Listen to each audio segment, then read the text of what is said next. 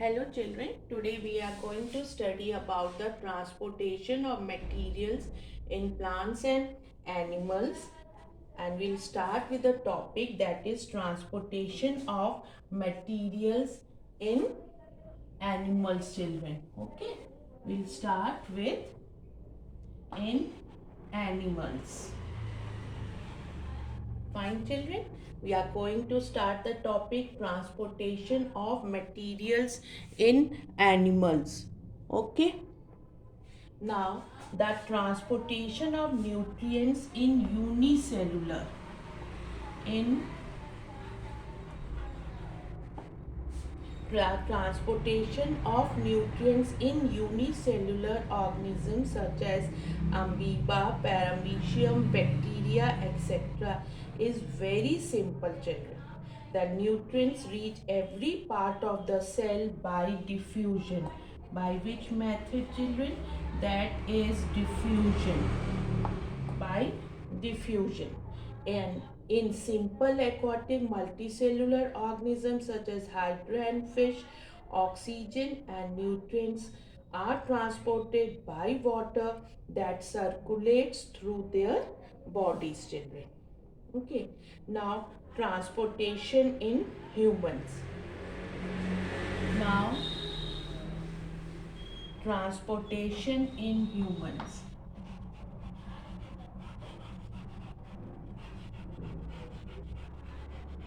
Transportation in humans. The process of diffusion is too slow to work in higher animals including humans. In such animals, a well-developed pickup and delivery system known as circulatory system, that is known as children circulatory system, that is known as circulatory system is present. In the circulatory system, the blood delivers food and oxygen to every cell in the body. It also carries waste from every cell in the body, children. So, this circulatory system consists of blood, children, then it is blood vessels,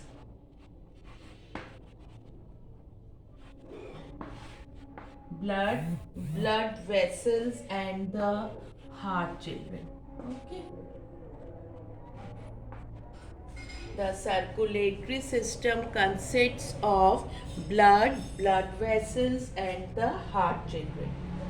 The blood is a specialized fluid that flows in blood vessels.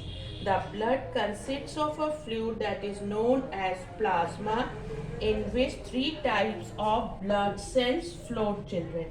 What are that? In the plasma, three types of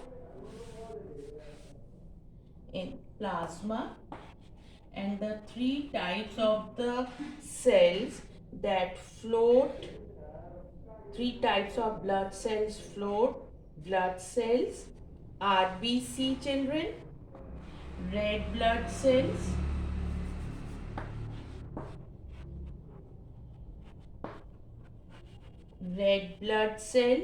then it is children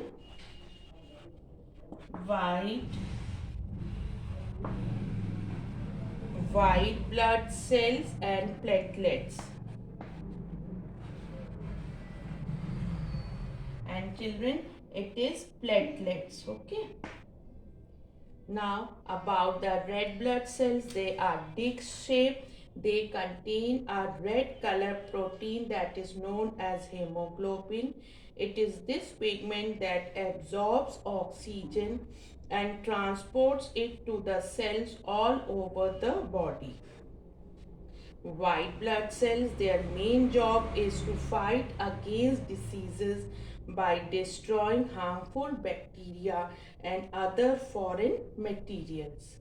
Now about the platelets, they are smaller than red blood cells. They help the blood to clot whenever there is a wound on the body. And one more thing, children, this blocks the flow of blood and prevents blood loss. Now, about the blood vessels, children. Now, about the blood vessels. Blood circulates across the body through a network of tubes that is known as blood vessels. There are three types of blood vessels, children. Arteries.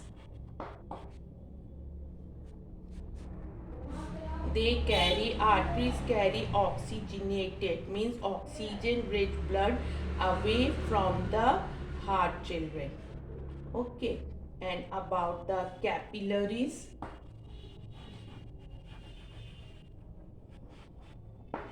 Now, capillaries are the thinnest blood vessels, about as thick as a strand of your hair.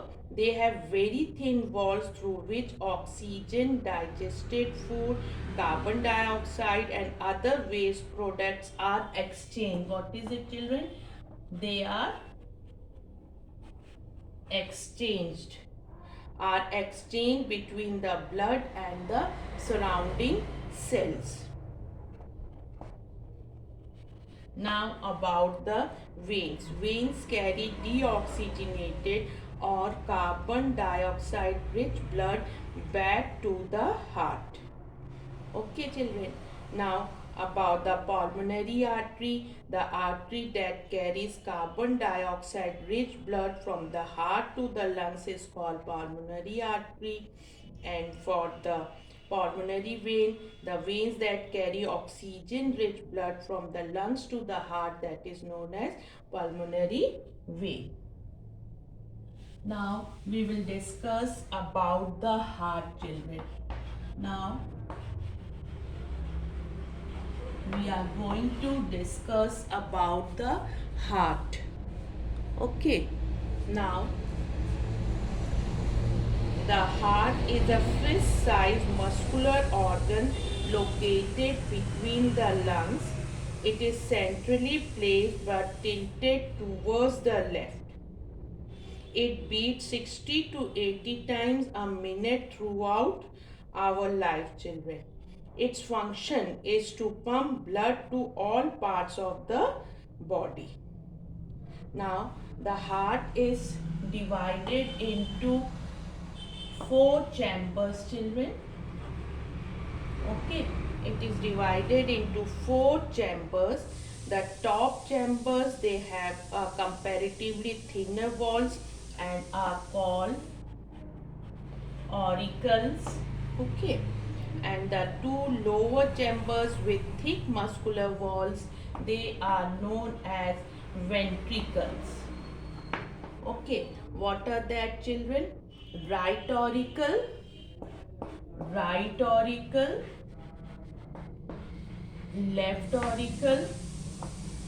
right ventricle and left ventricle. Now we will discuss about the blood circulation. Now let us discuss about the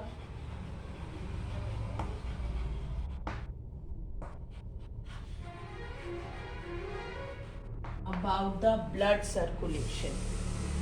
The right auricle. So, right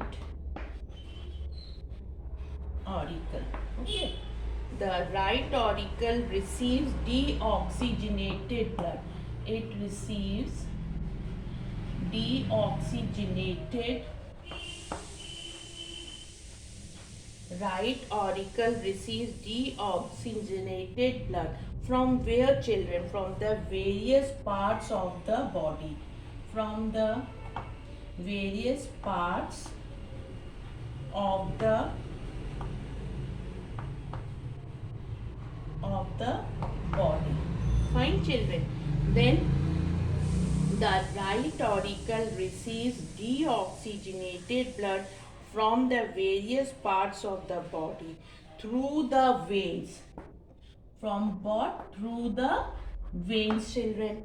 Okay, and relaxes to receive it. Here what happens? It relaxes to receive it. Then it contracts. Then it contracts, children. Okay, to send the blood into the right ventricle. To send the blood into the right ventricle. Fine. Now what happens? The right ventricle contracts to pump the blood to the lungs. What does it do? This right ventricle contracts to pump the blood where? Through pump the blood to the lungs, children. Pump the blood to the lungs. Through which artery, children? That is pulmonary artery. Through what? That is, children, pulmonary artery. Okay. After that, children, now exchange of gases takes place in the lungs and oxygenated blood is sent to the left side of the heart. Now we were discussing about the right, now about the left side, children. Okay, now we are discussing about the left.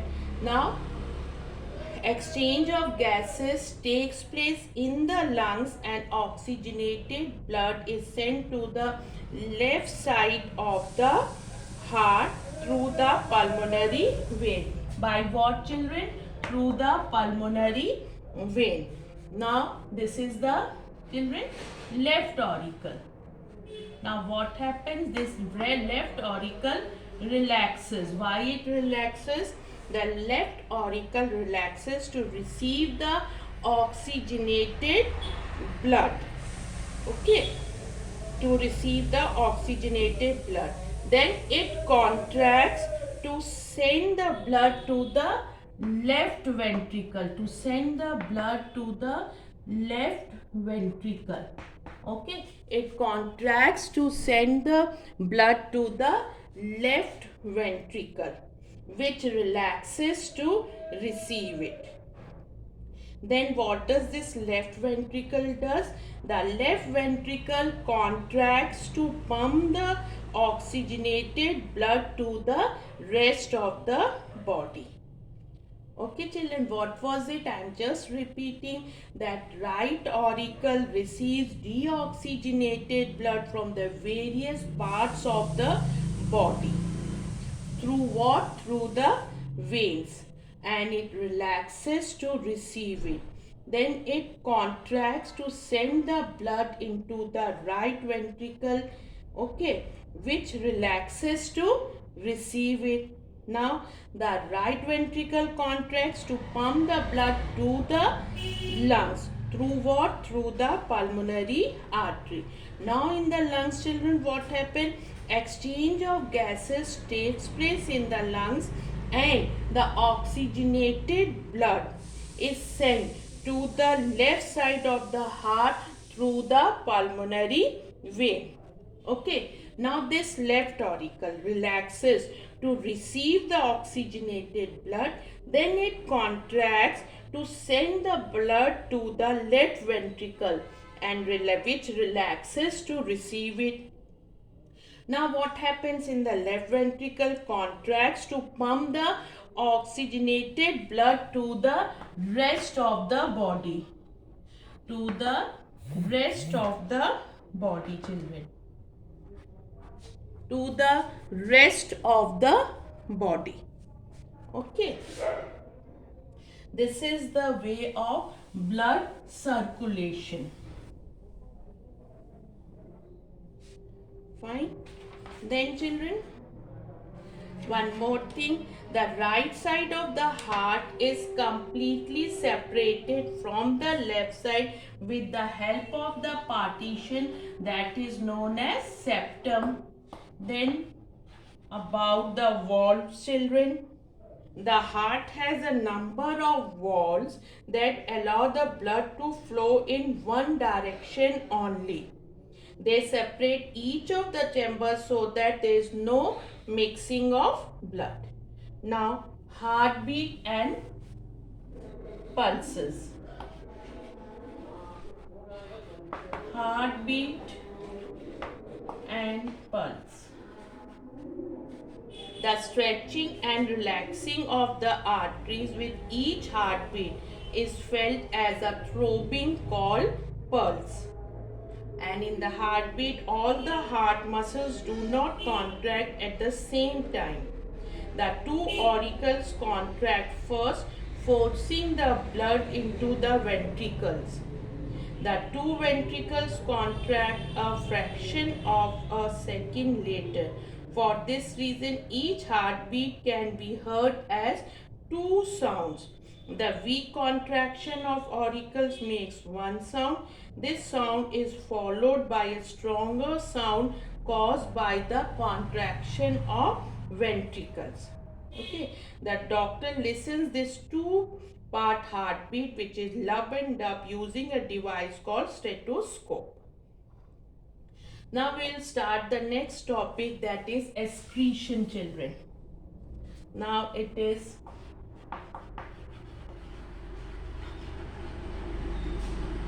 excretion, process of removal of metabolic waste from the body is known as excretion. Now excretion in animals, children, in lower animals such as amoeba, paramecium, hydra and sponges, there are no special excretory organs. Waste products such as ammonia are excreted by the process of diffusion through the body surface. Larger animals have a special organs for excretion. Now, excretion in humans. Excretion in humans. Excretion in humans is carried out mainly by the urinary system. It removes by the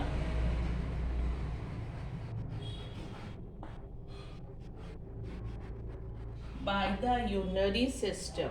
Okay, it removes most of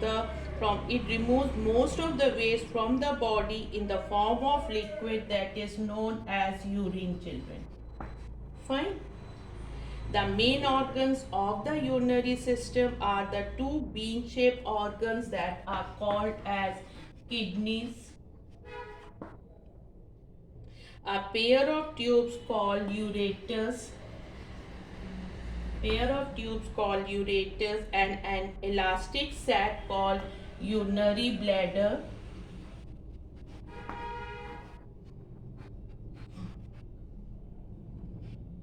and a tube called urethra.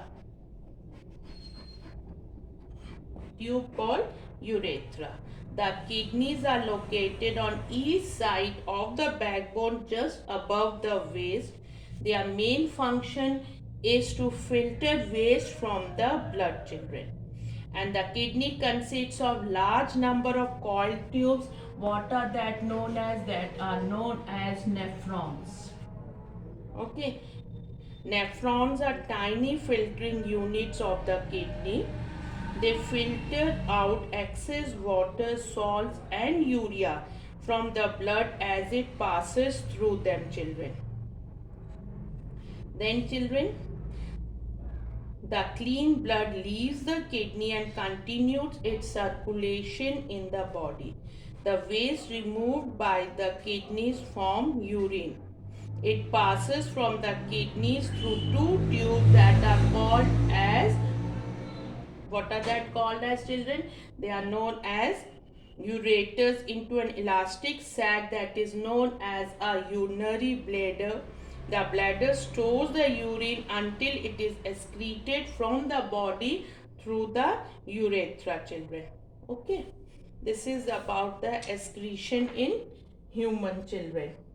Now, diseases and urine examination. Now, diseases and urine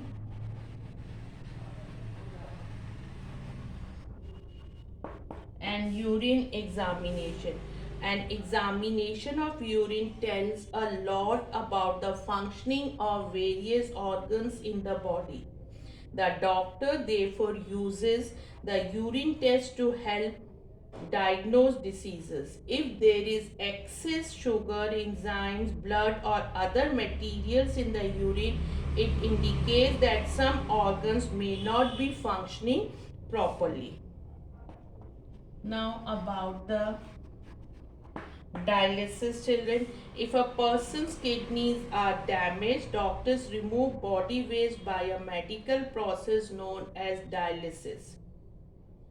Now, the presence of sugar in the urine indicates that the person may be suffering from diabetes. Okay. Now, about the sweating. Now, we'll discuss about the sweating.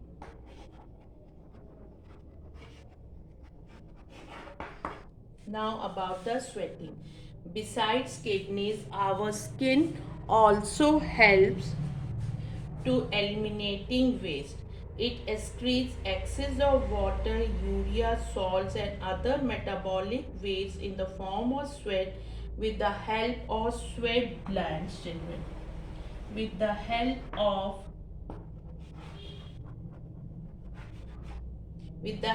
of sweat glands present in the skin.